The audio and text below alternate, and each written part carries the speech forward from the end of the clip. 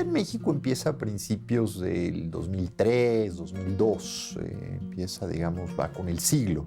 Es un debate que ya viene de América Latina. En América Latina se está discutiendo desde los años 80. Hay algunos antecedentes en algunos congresos aislados, en investigaciones jurídicas, donde algunos ponentes ya empezaban a hablar de ciertos cambios en el derecho procesal penal. El proceso penal mexicano generaba estructuralmente violaciones a derechos fundamentales y no salvaguardaba adecuadamente el debido proceso.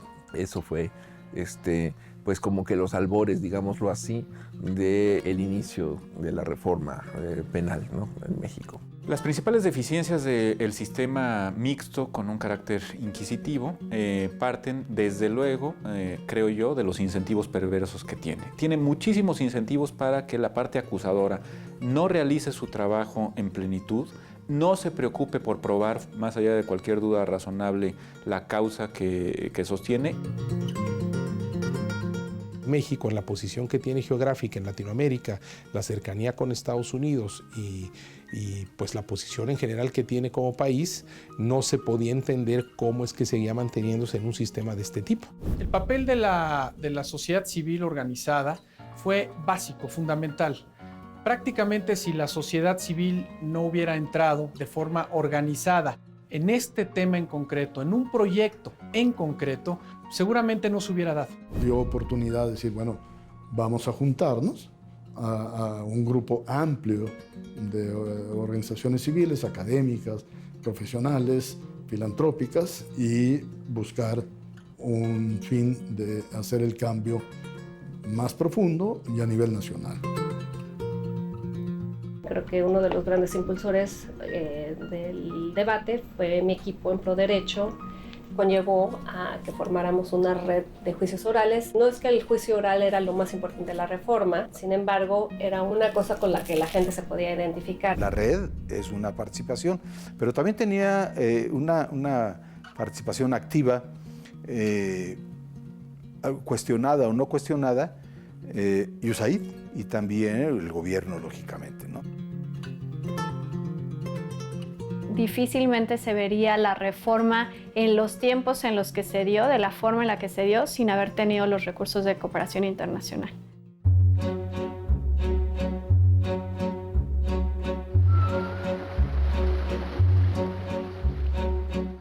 En realidad el debate se empieza a tomar en serio a partir de 2003 y es, en mi opinión, el proyecto que elabora, que presenta el presidente Fox en ese momento, que empieza a circular por 2004-2005, el que detona de alguna manera el debate. Teníamos la seguridad pública, el proceso de procuración y obviamente el proceso de los juicios orales y del nuevo sistema de justicia penal, que implicaba pues, un nuevo código en ese momento federal de procedimientos penales. En algunas partes de la sociedad, en organizaciones de la sociedad civil, fue bien recibida. En el Poder Judicial fue pésimamente mal recibida, básicamente en el Senado de la República. Pues nos fue mal, básicamente porque había una relación muy mala entre el presidente Fox y la mayoría de los senadores, ¿no?, incluyendo algunos de su propio partido. La historia de la reforma procesal en México creo que la debemos remontar hasta los primeros estados que hicieron reformas, aunque sean parciales, ¿no?, a su sistema de justicia penal a efecto de implementar el proceso acusatorio. El primero de ellos, sin duda, fue en Nuevo León, ¿no?, que en el 2004 empezó a hacer una reforma a su Código de Procedimientos Penales ordinario y tradicional a efecto de incluir un capítulo sobre juicio oral. Contamos con una primera reforma a nivel nacional, medianona, pequeña en cuanto que solo cubría un aspecto del proceso, el aspecto de las reglas procesales. Fue el primer acto de autoridad que reconoció que el sistema de justicia penal en México no estaba funcionando. Los precursores de esta reforma son prácticamente las personas que estuvieron a cargo de las instituciones de seguridad pública, de procuración y administración de justicia en los estados, principalmente de Oaxaca, que fue quien empezó a diseñar el primer código de procedimientos penales. Posteriormente estuvo Chihuahua, Nuevo León, por supuesto. También estuvo Durango, Baja California, Morelos y Zacatecas. Fue la Marcha Blanca porque había una ola de inseguridad muy fuerte y entonces se aprovechó, digamos, toda esa energía social que se creó para promover la reforma y para convertirla en un tema de campaña, ¿no? En un tema importante en campaña. El tema, después de ser muy criticado en 2004-2005, entra como un elemento en todos los candidatos y las candidatas a la presidencia de la República en el 2006. Hubo un momento en donde el tema pasó de ser muy criticado y muy menospreciado a empezar a convertirse y a posicionarse ya en un tema de política pública importante.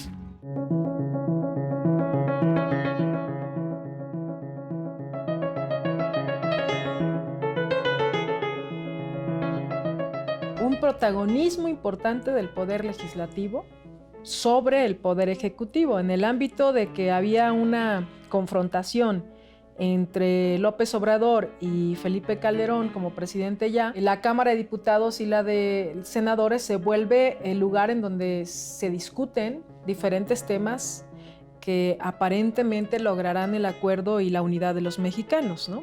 Quizás lo destacable de este arranque, de este kick-off jurídico y también político, fue la posibilidad de ponernos de acuerdo en lo fundamental, representantes de partidos políticos distintos, pero convergentes en la necesidad de contar con un sistema no solo eficaz, sino respetuoso de los derechos de las personas. Como que no había esa relevancia de decir, este es el tema de temas, el de la Procuración de Justicia, el combate a la impunidad. 3 diputados nos echamos a cuestas la responsabilidad. Felipe Borrego, que era secretario de la Comisión de Justicia, Raimundo Cárdenas del PRD, Felipe Borrego del PAN y un servidor. Fuimos los 3 que arrancamos el proceso en Cámara de Diputados. Semanas más tarde, pocos meses después, nos vinculamos con el Senado de la República para establecer una especie de conferencia fáctica.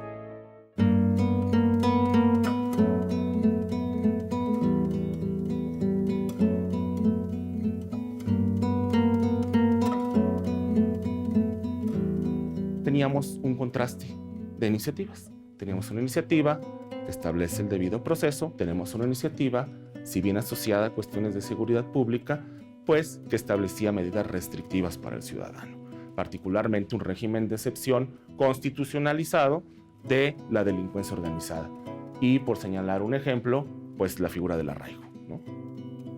Ciertamente había soluciones que fueron tomadas más bien por conciliar intereses muy divergentes, ¿no? De forma tal que bueno, la reforma no alcanza a tener pues toda la puridad de un sistema acusatorio a plenitud.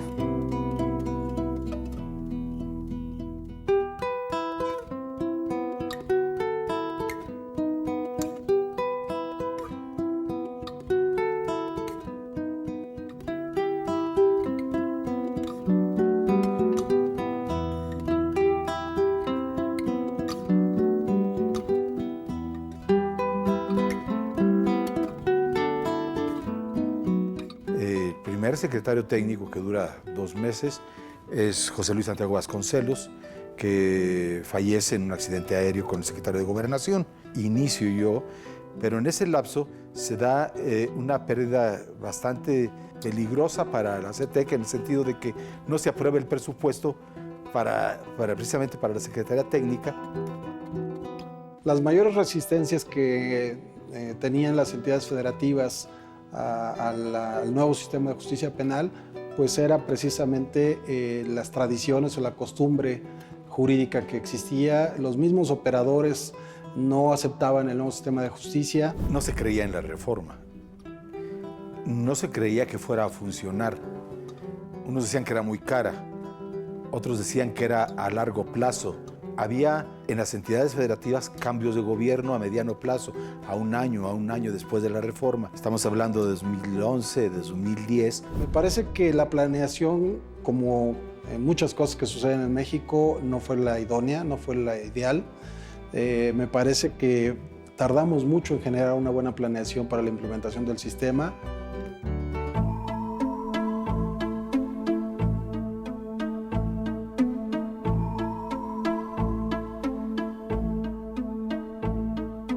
teníamos distintos niveles o distintas velocidades en la implementación. Estados muy avanzados y estados muy atrasados. Nos encontramos con enormes disparidades normativas, con enormes diferencias en la construcción de los modelos. La aprobación de una legislación procesal única, desde mi óptica, tendría que haber sido desde el inicio de esta reforma constitucional. Era un componente esencial. ¿Para qué? Para el aspecto de la implementación, pero también para el efecto de otorgar certeza a todos los ciudadanos. ¿Es una herramienta de política pública? Sí, yo creo que la codificación única era una herramienta de política pública fundamental para una debida implementación. Desafortunadamente, y lo digo todavía con nostalgia, el sentido de que sí estuvo en la mesa de debate, estuvo en las discusiones, y bueno, fue en las últimas, digamos, ejercicios o los últimos consensos donde evidentemente ese tema fue excluido de la reforma de 2008. Bueno, pues si lo queremos esto abrir a nivel nacional, la justicia nacional, la justicia en el país, había que hacer un solo código.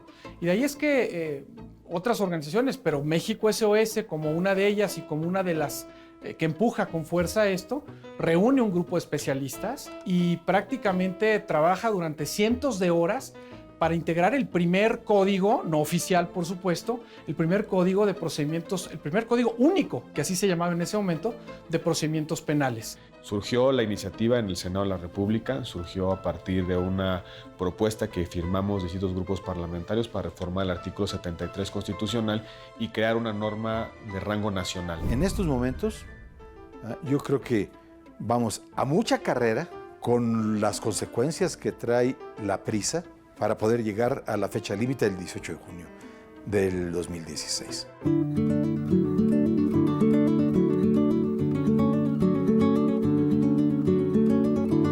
El 18 de junio de este año, el 100% de los estados deben operar con el sistema penal acusatorio. En abril de 2016, solo 9 estados operan el sistema de manera total. La implementación de la reforma implicó una enorme inversión de recursos financieros, tanto federales como estatales, sin contar los importantes recursos proporcionados por la cooperación internacional. La mayor parte de estos recursos se ha destinado a infraestructura. Entre 2010 y 2015, la Secretaría Técnica del Consejo de Coordinación para la Implementación del Sistema de Justicia Penal ha distribuido 3.510.092.861 pesos para apoyar a las entidades federativas. También se cuenta con el Fideicomiso de Apoyo para la Implementación de la Reforma al Sistema de Justicia Penal, administrado por el Banco Nacional de Obras y Servicios Públicos, por 5,000 millones de pesos, así como el Fondo de Aportaciones para la Seguridad Pública y del Subsidio para el Fortalecimiento de la Seguridad Pública. El proceso de implementación se caracterizó por la improvisación y falta de voluntad política. Existió una ausencia de políticas públicas integrales y de coordinación interinstitucional. Como consecuencia, existen diferentes niveles de avance y calidad en los sistemas locales. El constante cambio de autoridades ha generado también vulnerabilidad del proceso de implementación. En el orden federal, el proceso de implementación se dio con retraso, pues fue difícil coordinar a las instituciones federales de procuración e impartición de justicia. En caso de no atenderse las ausencias y fallas detectadas en el proceso de implementación, pueden impactar negativamente en la operación del sistema de justicia penal acusatorio y, en última instancia, amenazar su sustentabilidad en el tiempo. Existen 2 tipos de desafíos: los sistémicos, que son aquellos temas que afectan a todas las instituciones del sistema de justicia penal y cuya solución depende de acciones coordinadas, y los institucionales, que se refieren a aquellos temas que pueden ser atendidos por las instituciones de forma individual. El 19 de junio de 2016 es necesario contar con una estrategia nacional que atienda los riesgos para consolidar el sistema, que opere sobre 3 ámbitos.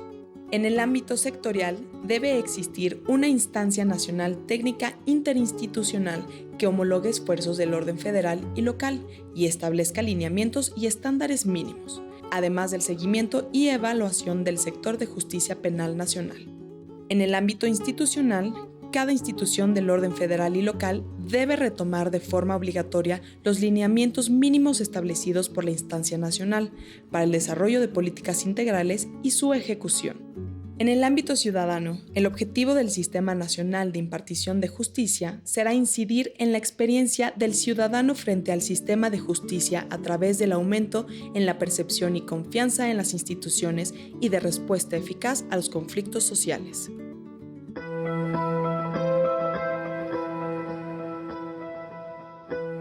Yo hoy podría decir, con toda la responsabilidad que eso conlleva, que lo que estamos haciendo es replicar vicios y malas prácticas que los operadores están generando al interior de las audiencias y lo estamos llevando a los diversos estados que están por implementar como verdades absolutas. Tenemos también que atender la práctica aún de operadores del nuevo sistema de justicia penal. Vemos que tienen prácticas del sistema tradicional y eso se tiene que erradicar. De lo contrario, tenemos otro sistema igual que el que queremos abandonar. Pues los riesgos de no atender estas debilidades que observamos en el proceso de implementación es que convirtamos a la reforma en un proceso de gatopardismo, en donde aparentemente todo cambia para seguir igual, que es lo que ya se está empezando a observar en algunas entidades federativas. Porque el mismo gobierno no le está poniendo dinero a las policías y yo sí creo que la verdad han sido bastante indolentes, porque este tema, si no lo atacan, sí vamos a tener problemas.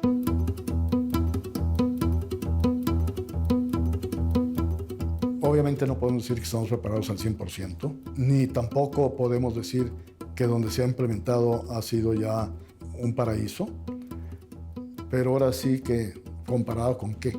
Como somos un país federal, me parece que el desarrollo de la implementación no ha sido homogéneo en todo el país. Hay estados en donde me parece que están dadas mejores las condiciones para que funcione adecuadamente y hay estados en donde se observa una clara debilidad institucional. En nuestro país aún no estamos preparados para implementar exitosamente el sistema acusatorio. Yo creo que estamos listos para empezar a aprender. Desafortunadamente van a tener que aprender sobre la marcha y eso creo que es desafortunado porque no es un experimento social. Esto es la vida de seres humanos, tanto acusados como víctimas, que están en juego. El futuro de la reforma yo veo que es promisorio y lo veo porque en este se están involucrando nuevas generaciones. Creo que hay muchos incentivos, si opera adecuadamente la reforma, para que cuente con el apoyo de las mayorías, sobre todo de las mayorías que generalmente se ven excluidas del acceso a la justicia. La reforma de un sistema de justicia es como cambiarle las llantas a una locomotora que está en marcha. Entonces, cambiarle las llantas a una locomotora que está en marcha trae un grado de dificultad per se. ¿Qué pasa además cuando la locomotora está enfrentando una crisis porque encontramos problemas en las vías? Llámese problemas de impunidad, el sistema no está produciendo resultados. Llámese problemas de altos índices de delincuencia.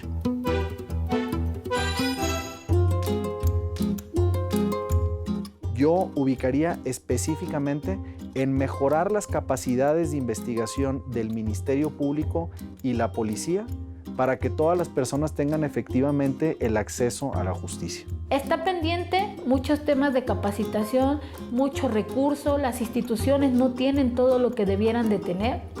Vigilar que la aplicación de los recursos realmente sea equitativa. Me parece que tenemos que encontrar pues un esquema de evaluación y seguimiento de la misma para que haya todo este pulso social, pero también por otro lado una adecuación de las nuevas formas y prácticas de los operadores en razón de los resultados, de las metas que también poco se habla en el sector justicia y de los indicadores que son fundamentales para generar una confianza de la ciudadanía hacia los sistemas, en este caso concreto criminales. El problema que se puede presentar si los medios de comunicación, prensa, televisión, no difunden adecuadamente cuáles son los cambios radicales del nuevo sistema penal acusatorio, puede ser que se pierda la confianza en las instituciones. El principal reto de la reforma de justicia penal es un reto cultural, es un cambio de mentalidad y no es fácil. Es necesario estar constantemente evaluando cada paso que se da. Inversión en el equipo, tener peritos verdaderamente profesionales en cada una de las disciplinas que requerimos para esa investigación científica. Pero también requerimos ministerios públicos y policías que sepan construir un caso. Yo considero que una de las fallas más grandes que tiene el actual sistema que se pretende implementar es que no tiene homogéneo un sistema de gestión de orden administrativo que concentre toda la información. No perder de vista que es necesario hacer ajustes en la primera etapa de implementación. No suponer que por el simple hecho de haber pasado la frontera de junio de 2016, el sistema estará garantizado. Que aún nos falta un camino largo, pero muy importante para consolidar la justicia penal en nuestro país.